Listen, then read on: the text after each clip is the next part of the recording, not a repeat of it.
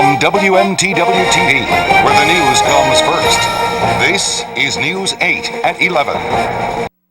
Maine holds a dubious distinction. We rank third in this country for adolescents' substance abuse, teens abusing drugs and alcohol. Maine ranks right behind New Mexico and Alaska. What's more, a South Portland center that specializes in drug treatment says it sees abuse in children as young as 10 years old. Wow. News 8's Tracy Sable is here with more on this. Tracy. I know, really. 10 years old. 10 years old, guys. It really is kind of shocking. And of course, we all know that May is prom season, and that's a time usually when parents are concerned about drinking. But, you know, consider this. In a study by the Maine Office of Substance Abuse, 27% of Maine high school seniors admitted to using marijuana once during a 30-day period. That's about 8% higher than the national average of 19%.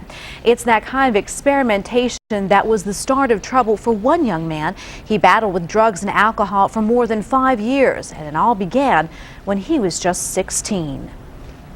I mean, I started drinking first, and then progressed to pot, and I loved that. And then just moved on to, harder drugs, psychedelics, and started doing cocaine as well. Because of the stigma attached to drug and alcohol abuse, Bill didn't want us to use his real name or reveal his identity. He says he comes from a good family, a good kid who got good grades. He never hung out with the wrong crowd. But when it comes to drug and alcohol abuse, none of that mattered. I thought I was different, I didn't think it would become a problem. But it did, especially once he graduated from high school. And then when I got into college, I started dealing drugs, to be able to pay, just deal in order to have stuff, for free.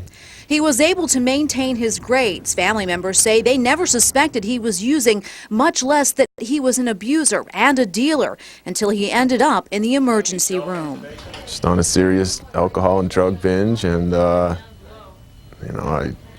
took some acid, and I was tripping for a few days, and I didn't come down, and I had to be hospitalized. When I got there, he was not recognizable. He was in a fetal position and was visibly upset.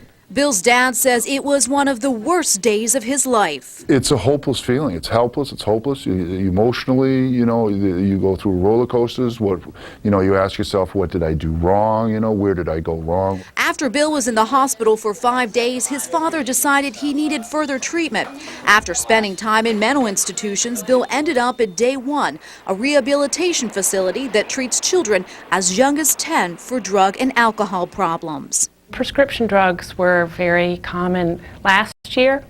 Crack is making a comeback, certainly, but I would say that alcohol and marijuana are the standbys for our kids. Anna Christie is a director at Day One. The facility offers intensive outpatient therapy, family therapy, and residential treatment where clients stay for a year. Christie says treatment is essential because many times those who abuse drugs and alcohol eventually turn to crime. Almost 99% of the kids in our detention centers are there because of substance abuse related issues. But she says with the right treatment, young people can beat their addiction and abuse problems, especially if they have strong family support, but most importantly, the will to get better for themselves. That's what it took for Bill to finally recover. It feels good, to be young and sober, and my life is really good. I have a lot to be grateful for. Bill has been sober for about 3 years now and admits he still has temptations, but he'd rather live a clean life than the way he was living before. Now, there are a few key signs to tell if your teen is abusing drugs or alcohol. They include a drop in grades, behavior changes, and a change in friends. And for more information about Day One, we've created a link on our website, WMTW.com. Just click on the As Seen On section. And Tori and John, the folks at Day One, say even if you have a question, a simple question, just to give them a call, and of course, always talk to your teens, especially about the dangers of drugs and alcohol, and it doesn't matter how young they are. And I think it's so important for parents to know they're not alone. I mean, there are so many families who are dealing with this right now, and the big thing to do is to talk about it. Communication. Get in touch, even if the kids are in school, talk to the counselors. I mean, there are an awful lot of networks here in Portland that can help parents. That's right, you're definitely, that's right, and the story is, you're definitely not alone. No. All right, thank you, Tracy. Thanks, Tracy.